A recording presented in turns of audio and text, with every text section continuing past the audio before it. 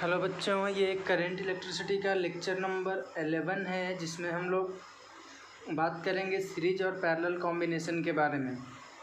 आप में से कुछ लोगों ने मेरे से इसी क्वेश्चन के बारे में पूछा पर्सनली, तो मैं यहाँ पे बोल रहा हूँ कि आपको बस ये मैं यह बताने के लिए किया था कि रेजिस्टेंस का इक्वेशन जो होता है वो उसके ऊपर में लेंथ होता है, नीचे में एरिया होता है। यानी ये प्रूव्ड है मैथमेटिकली कि रेजिस्टेंस डायरेक्टली प्रोपोर्शनल होता है लेंथ का और इन्वर्सली प्रोपोर्शनल होता है एरिया का। बाकी सारा टर्म्स आप देखो, मास ऑफ इलेक्ट्रॉन मैंने बताया कांस्टेंट है, N number of electrons constant है, ई कांस्टेंट है, टाइम कांस्टेंट है, तो सारा टर्म बाकी कांस्टेंट रह गया। बस बच गया कौन? तो आर प्रोपोर्शनल ऊपर में एल रह गया, नीचे में ए रह गया। यानी यहाँ से कह सकते हैं कि ये दो टर्म्स यहाँ पे इस पर डिपेंड करता है। फिर बाद में हम लोगों ने न्यूमेरिकल्स वगैरह के लिए बहुत सारे कॉन्सेप्ट पढ़े थे इसमें, और कुछ न्यूमेरिकल्स भी किया हुआ था जो आपके एग्ज़ाम पॉइंट ऑफ व्यू से बहुत ही इम्पोर्टेंट होगा। ठीक है, तो आज हम लोग बात करते हैं सीधा इसके बारे में। तो आज हम लोग बात करने जा रहे हैं सीरीज एंड पैरेलल कॉम्बिनेशन के बारे में। ठीक है, एक मिनट मैं पेज निकाल लूँ।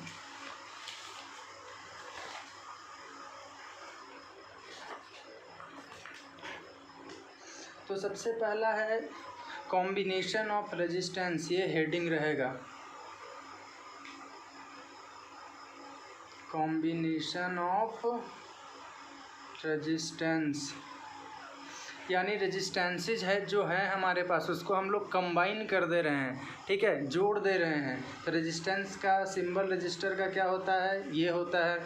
अब ऐसे ऐसे बहुत सारे रेजिस्टेंस हमारे पास दिए हुए हैं, रजिस्टर इसको बोलते हैं। तो ऐसे ऐसे बहुत सारे दिए हुए हैं। मान लेते हैं इसका रेजिस्टेंस R1 है, इसका R2 है, इसका R3 एंड सो ऑन, बहुत सारा दिया हुआ है। अब इसको हम लोग यह सोचो कि कैसे कैसे कनेक्ट कर सकते हैं इन सभी को। तो देखो, कनेक्ट करने का कैसे कर सकते हैं। सबसे पहला तरीका है कि सबको साथ में जोड़ दो।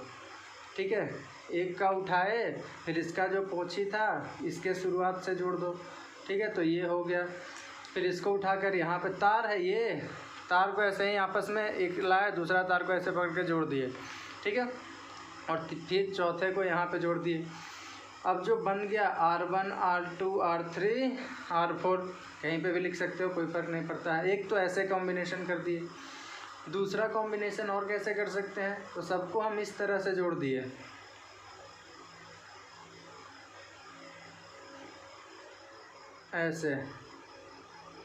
ऐसे भी जोड़ सकते हैं। यानी सभी को उठाए, चार था हमारे पास, तो चारों का एक साइड का इस साइड में जोड़ दिए और दूसरे साइड का दूसरे साइड में जोड़ दिए। क्लियर है? ये ऐसे तार है, इधर ये रेजिस्टेंस है, तो चारों को पकड़ के ऐसे जोड़ दिए। ऐसे भी हो सकता है R1 R2 R3 and R4। और कैसे हो सकता है? तो नेक्स्ट ये ऐसे भी हो सकता है। जैसे देख लो, मान लेते हैं एक को हम ऐसे रखें, बाकी मान लेते हैं 2 को अंदर कर दिया, 3 को अंदर कर दिए, कुछ भी हो सकता है। ऐसे भी हो सकता है, ये R1 था, ये R2 है, ये R3 है और ये R4 है। तो ये 3 तरह से कॉम्बिनेशन संभव है इसमें। ठीक है, तो अगर साथ में जोड़ दे तब हम लोग इसको बोलते हैं सीरीज कॉम्बिनेशन। ठीक है, इस तरह से दोनों के एंड पॉइंट्स को जोड़ दिया गया तब हम उसको बोलते हैं पैरेलल कॉम्बिनेशन। और तीसरा जो है, ये दोनों मिला हुआ है, देखो यह दोनों क्या है? सीरीज है।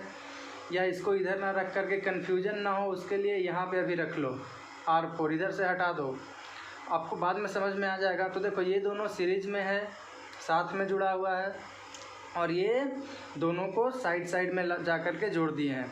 तो इसको हम लोग क्या बोलेंगे? Parallel combination. तो ये पैरेलल भी है, सीरीज भी है, दोनों है, तब हम लोग इसको क्या बोलते हैं? मिक्स्ड कॉम्बिनेशन है ये। क्लियर है इतना? अब देख लो, पहचान लोगे कैसे सीरीज़ को? तो सीरीज़ में जहाँ तक आपको लग रहा है कि सीरीज़ में, उसको उठा करके देखो। ऐसे अगर उठाओगे, नीचे में कोई भी तार लटका हुआ न रह जाए, तब हम लोग समझेंगे कि वो कौन सा कॉम्बिनेशन है? Series combination. और अगर उठाने के बाद लटका हुआ रह जाए कहीं पे, तब हम लोग उसको जज नहीं कर सकते हैं कि वो पैरेलल है या मिक्स्ड है। बस इतना बता सकते हैं कि वो सीरीज में नहीं है। क्लियर है इतना?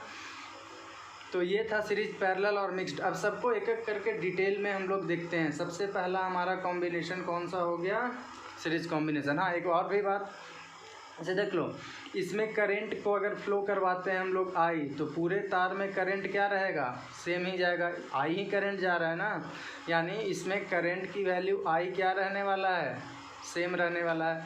लेकिन देखो जैसे ही इसमें हम करंट को फ्लो करवाएंगे तो करंट चारों तार में चला जाएगा, यानी सब में जाएगा। तो इसमें मान लेते हैं I1 है, I2 है, I3 है, I4 है, इस तरह से, यानी इसमें करंट की वैल्यू क्या रहेगा, सभी तार में डिफरेंट रहेगा। ठीक है। इसमें अगर पोटेंशियल की बात करेंगे तो जैसे जैसे आगे जाओगे पोटेंशियल भी इसका चेंज होते रहेगा। ठीक है। इसका मान लेते हैं पोटेंशियल V1 है, इसका V2 है, इसका V3 है, इसका V4 है, यानी इसमें पोटेंशियल की वैल्यू P की वैल्यू क्या होगा, डिफरेंट होगा। लेकिन इसमें देखो यहाँ से यहाँ तक पूरा तार एक ही है, तो पोटेंशियल इसमें सब में क्या रहेगा, सेम रहेगा, यानी इसमें पोटेंशियल की वैल्यू क्या रहने वाला है, सेम रहने वाला है।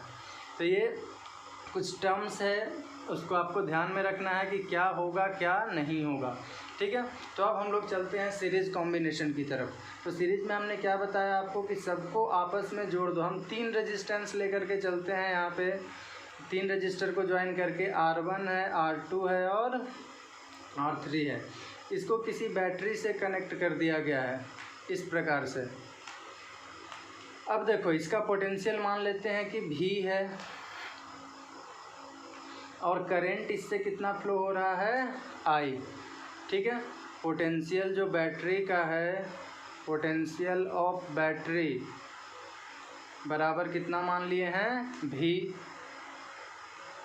अब इसमें पोटेंशियल इस तरह से है, तो हमने क्या बताया अभी कि पोटेंशियल सबका क्या रहेगा, अलग अलग रहेगा। आपको इस तरह से समझना है, जैसे मान लेते हैं कि ये एक नल है, एक पाइप है, और पाइप में आप क्या करो कि यहाँ पे एक नल लगा दो, एक यहाँ पे नल लगा दो, यहाँ पे नल लगा दो, यहाँ पे नल लगा दो। तो चारों जगह अगर नल लगा दिए तो अगर एक नल को खोलोगे तो क्या होगा, इससे ज़्यादा पानी गिरेगा। लेकिन जैसे ही अगला नल तुम खोल दोगे उससे कम पानी गिरेगा, उसका अगला नल खोल दोगे तो उससे और कम पानी गिरेगा, उसका अगला खोल दिए तो उससे और भी कम पानी गिरेगा। इसका मतलब कि हर जगह पोटेंशियल में क्या हो रहा है, डिफरेंस हो रहा है। तो इस तरह से भी आप समझ सकते हो। ठीक है। यानी इसमें पोटेंशियल तीनों में अलग अलग होगा। तो इसके क्रॉस में मान लेते हैं V1 है, इसके क्रॉस में V2 है और इसके क्रॉस में V3 है। ठीक है। तो पोटेंशियल अक्रॉस R1 कितना हो गया, V1 मान के चले हैं। ठीक है। और पोटेंशियल अक्रॉस R2 कितना हो जाएगा, V2 मान के चले हैं। पोटेंशियल अक्रॉस R3 कितना, V3 मान करके हम लोग चले हैं। ठीक है। इतना में कोई डाउट नहीं है। अब जो करंट जा रहा है वह तो हर जगह क्या है, सेम है। तो हमारे पास पोटेंशियल था कितना, V, टोटल पोटेंशियल V था, और वो डिवाइड हो गया। अरे जितना बैटरी का पावर रहेगा उतना ही ना जाएगा इसमें भी पोटेंशियल टोटल, तो V ही ना डिस्ट्रीब्यूट हो गया V1, V2 और V3 में। यानी यहाँ से हम क्या लिख सकते हैं कि फ्रॉम फिगर से हम लोग क्या लिख सकते हैं कि V is equal to V1 plus V2 plus V3। और ओम्स लॉ से क्या पढ़े थे, ओम्स लॉ से V बराबर कितना पढ़े थे, IR। तो V की इक्वल टू कितना लिख सकते हैं, I इंटू R बराबर V1 कितना हो जाएगा, करंट तो I ही है, करंट हर जगह कितना जा रहा है, I। रेजिस्टेंस कितना है, R1, तो I into R1 plus V2 कितना, वंस अगेन करंट कितना I ही है और रेजिस्टेंस R2, तो I into R2 plus I into R3। I को कॉमन कर लो तो ये हो जाएगा I R1 plus R2 plus R3। I cancel हो जाएगा, तो R बराबर, R यहाँ पे जो भी निकलेगा टोटल निकलेगा, तो R टोटल कितना हो गया, या R सीरीज भी इसको लिख सकते हो, R1 plus R2 plus R3।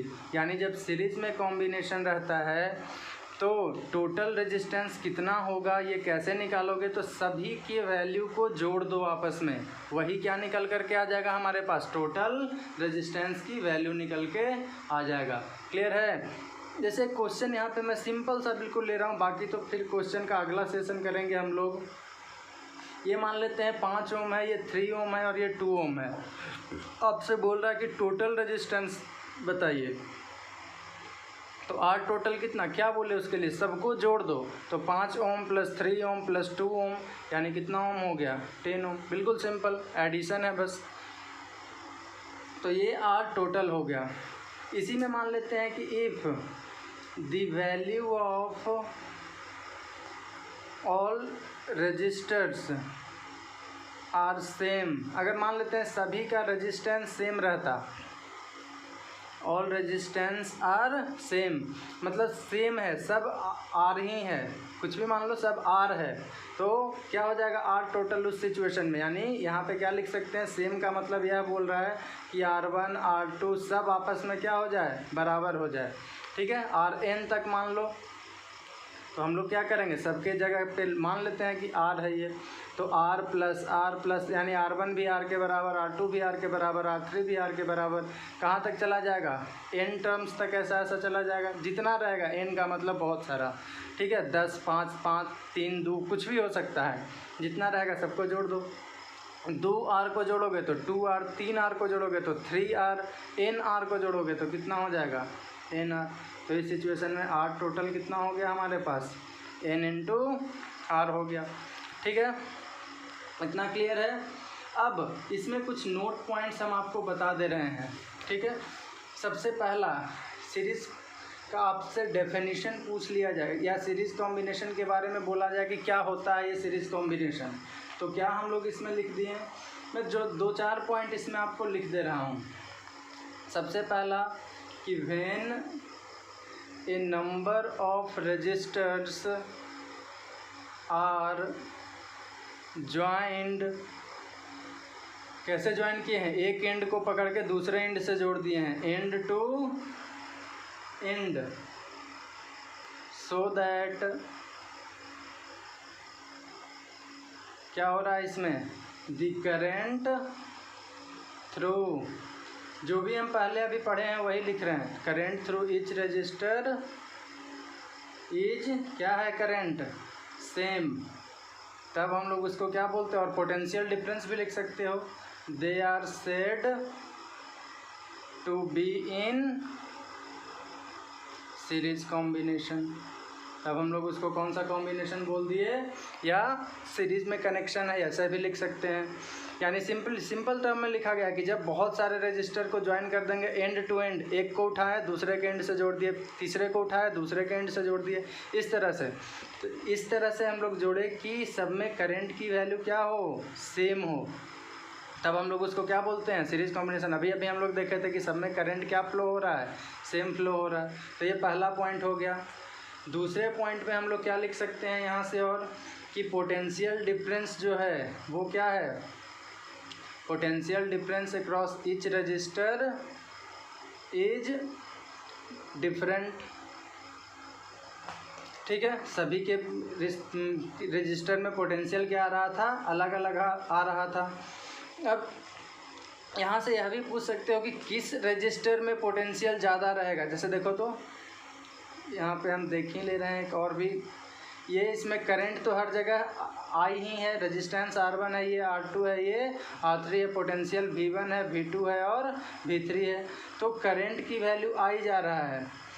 तो आपसे अगर यह पूछ दिया कि करंट किसके क्रॉस में ज़्यादा रहेगा, ठीक है, या पोटेंशियल ही पूछ दे, सॉरी पोटेंशियल पूछ दे, करंट तो पूरे में सेम रहेगा, पोटेंशियल पूछ दे कि सबसे ज़्यादा किसके पास रहेगा पोटेंशियल, R1 के पास पोटेंशियल ज़्यादा है, R2 के पास ज़्यादा है या R3 के पास ज़्यादा है, तो पोटेंशियल V1 की वैल्यू कितना हो जाएगा, IR1, V2 की वैल्यू कितना, IR2 और V3 की वैल्यू कितना, IR3।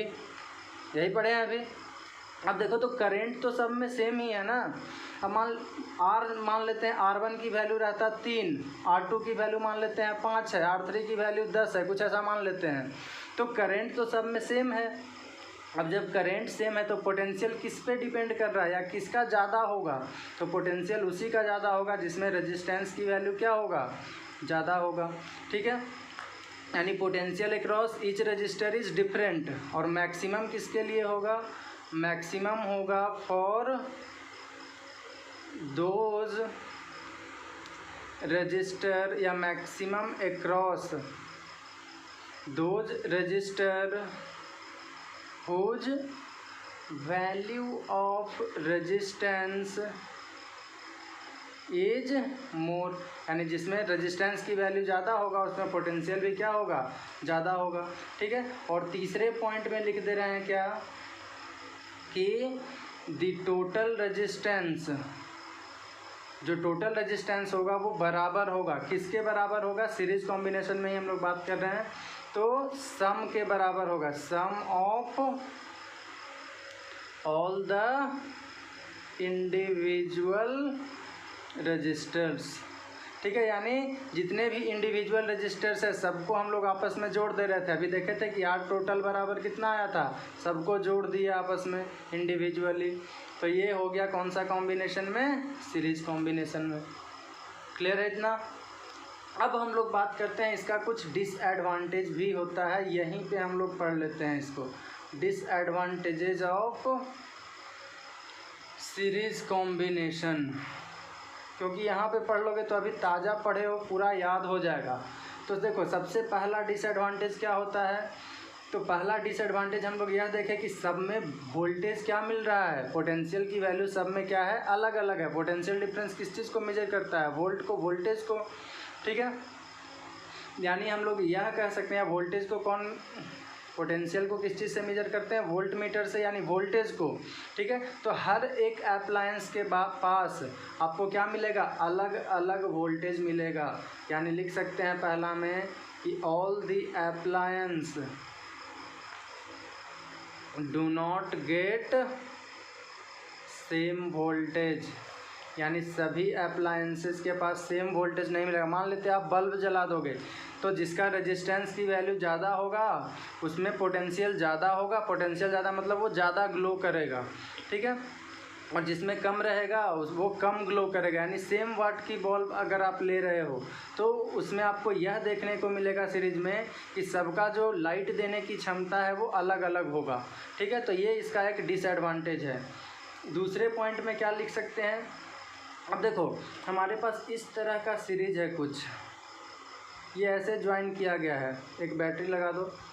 अब देखो तो अगर मान लेते हैं कि यहाँ पे आपने स्विच लगाया हुआ था, ठीक है, या ये काम करना बंद कर दिया, ठीक है, यहाँ पे ख़राब हो गया कुछ, तो यहाँ पे जैसे ही ये ख़राब हो गया तो क्या होगा, इस तरह से समझो, यहाँ पे एक बल्ब हमने लगा दिया, अब ये बल्ब फ्यूज हो गया यहाँ से, तो ये करंट तो अब ऐसे ही जा रहा था, ठीक है, और ये करंट आगे गया ही नहीं, यहीं पे ये फ्यूज हो गया तो ये ख़त्म हो गया।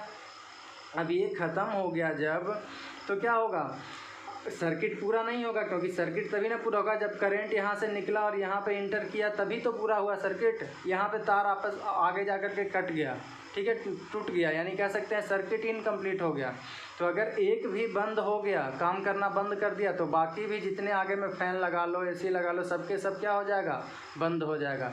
यानी लिख सकते हैं दूसरा डिसएडवांटेज क्या, कि if one appliance stops working, अगर एक अप्लायंस काम करना बंद कर दिया, देन अदर अप्लायंस भी क्या हो जाएगा, other appliance do not work, दूसरे अप्लायंस भी वर्क नहीं करेगा। तीसरा में हम लोग क्या लिख सकते हैं, अब देखो हम यह चाहते हैं कि यहाँ पे मान लेते हैं कि कुछ लगा दो, तब ज़्यादा समझ में आएगा। ये फ़ैन है मान लेते हैं, ये समझना, पेड़ मत समझ लेना, फ़ैन है ये, ठीक है, इस तरह से। आगे में और भी कुछ अप्लायंस को लगा दिए हैं। अब ये स्विच है, ठीक है, अभी स्विच मान लेते हैं ऑफ़ है, तो जैसे ही इसको ऑफ़ कर दिए तो सर्किट बंद हो गया, ठीक है, सर्किट क्या हो गया, ओपन हो गया, मतलब कि करंट यहीं तक आ रहा है, फिर इसके आगे करंट जाकर जा ही नहीं रहा है, पूरा ही नहीं हो रहा है। तो जैसे ही एक अप्लायंस को बंद किए, आगे में करंट जाना बंद हो गया, आगे में करंट जाना बंद हो गया, मतलब बाकी सारा अप्लायंस भी बंद हो जाएगा, ठीक है। इसको जैसे ही कनेक्ट करोगे तो सारा का सारा अप्लायंस चलना चालू कर देगा, ठीक है। तो यहाँ से एक और भी लिख सकते हैं कि हम लोग सभी अप्लायंस के लिए अलग अलग स्विच इसमें नहीं लगा सकते हैं, ठीक है, लगाने का कोई फ़ायदा ही नहीं है। क्योंकि जो एक काम कर रहा है वो सब सारा का सारा वही काम करेगा। यहाँ पे लगा दो, यहाँ पे लगा दो, कहीं पे लगा दो, तुम कहीं पे लगाओगे, अगर ऑफ करोगे तो सारा का सारा काम करना बंद ही कर देगा। यानी अगला में क्या लिख सकते हैं कि there is no separate switch for each appliance, यानी सभी अप्लायंस के लिए अलग अलग स्विच नहीं, मतलब कि चलेगा तो सब चलेगा, बंद होगा तो सब सारा का सारा बंद होगा। तो इससे और भी क्या कह सकते हैं, मान लो सारा का सारा चल रहा है, एक का काम था और बाकी भी 3 4 10 जो आगे लगा हुआ वो सारा चल ही रहा है, तो उस सिचुएशन में क्या होगा, बिजली का खपत भी ज़्यादा होगा। तो ऐसे भी लिख सकते हैं एक और भी पॉइंट में कि it will consume more electrical energy, यह ज़्यादा इलेक्ट्रिकल एनर्जी को क्या करेगा, कंज्यूम करेगा। ठीक है, तो ये था सीरीज कॉम्बिनेशन के लिए। एक मैं आपको यहाँ पे क्वेश्चन छोटा सा करवा दे रहा हूँ। जैसे मान लेते हैं कि कुछ एक सर्किट दिया गया है इस तरह से, बिल्कुल सिंपल सा क्वेश्चन करा रहा हूँ, बाकी क्वेश्चन का सेशन में पैरेलल पढ़ा दूँगा, उसके बाद कराऊँगा और लास्ट में आपको 100-150 क्वेश्चन दे दूंगा। जितना आप करके चले जाओगे एग्ज़ाम में तो उससे ज़्यादा कोई क्वेश्चन पूछेगा नहीं, ये हमारा वचन है। ठीक है, इसके क्रॉस में पोटेंशियल V1 है, इसके क्रॉस में V2, इसके क्रॉस में V3। इसका रेजिस्टेंस मान लेते हैं 2 ओम है, इसका मान लेते हैं 10 ओम है, इसका मान लेते हैं 6 ओम है। ये है R1 की वैल्यू, R2 की वैल्यू और R3 की वैल्यू। ठीक है, आपसे क्वेश्चन यह पूछ रहा है कि find relation between V1, V2 and V3, इन तीनों के बीच में आप रिलेशन बताइए कि क्या होगा। मतलब बड़ा छोटा के रिस्पेक्ट में कैसे अरेंज होगा, असेंडिंग ऑर्डर में, डिसेंडिंग ऑर्डर में आप अरेंज कर लो, किसी ऑर्डर में कर लो, वही रिलेशन होगा। तो आपको अभी अभी बताए हैं कि पोटेंशियल की वैल्यू किसका ज़्यादा होगा, जिसमें रेजिस्टेंस की वैल्यू ज़्यादा होगा। तो रेजिस्टेंस की वैल्यू किसका ज़्यादा है, क्योंकि V बराबर क्या होता है IR, करेंट सब में सेम जा रहा है, और जब करेंट सब में सेम जा रहा है तो ये डिपेंड किस पे कर रहा है, रेजिस्टेंस की वैल्यू पे। जिसका रेजिस्टेंस ज़्यादा होगा उसका पोटेंशियल की वैल्यू भी क्या होगा, ज़्यादा। यानी V1, V2, V3 में सबसे ज़्यादा किसका वैल्यू होगा, तो सबसे ज़्यादा रेजिस्टेंस R2 का है, तो पोटेंशियल सबसे ज़्यादा किसका हो जाएगा, V2 का। उसके बाद सबसे ज़्यादा ये हो गया, उसके बाद किसके पास पोटेंशियल ज़्यादा रहेगा, तो दूसरा है 6, ये तो 2 है, ये 6 है, यानी उसका पोटेंशियल V3 है, तो उसके बाद V3 आ जाएगा। और सबसे कम पोटेंशियल की वैल्यू किस में रहेगा, V1 में। तो इस तरह से हम क्वेश्चन बना सकते हैं इसमें। तो आज के लिए इतना ही रहने दे रहा हूँ। ये सीरीज कॉम्बिनेशन पूरी तरह से संपन्न हुआ। अगले क्लास में जो हम लोग बात करेंगे वो बात करेंगे पैरेलल कॉम्बिनेशन के बारे में, और उसी कल ही अगले लेक्चर में ही मिक्स्ड कॉम्बिनेशन भी करा दूंगा। और फिर जो हमारा परसों का लेक्चर होगा उसमें हम इस पर क्वेश्चन देखेंगे जो बहुत इम्पोर्टेंट रहेगा। ठीक है, तो जो भी नए बच्चे देख रहे हैं कृपया चैनल को सब्सक्राइब कर लें ताकि आपको आने वाला हर एक वीडियो का नोटिफिकेशन मिले। मैं आपसे वादा करता हूं कि आपका फिजिक्स का परेशानी और केमिस्ट्री का परेशानी पूरी तरह से सोल्व कर दूंगा, ताकि आप जब एग्ज़ाम में बैठो तो हमारा नोट्स ही काफ़ी होना चाहिए। नोट्स और जो क्वेश्चन दूंगा उतना पर्याप्त हो जाएगा आपके लिए। ठीक है, धन्यवाद बच्चों, जय हिंद।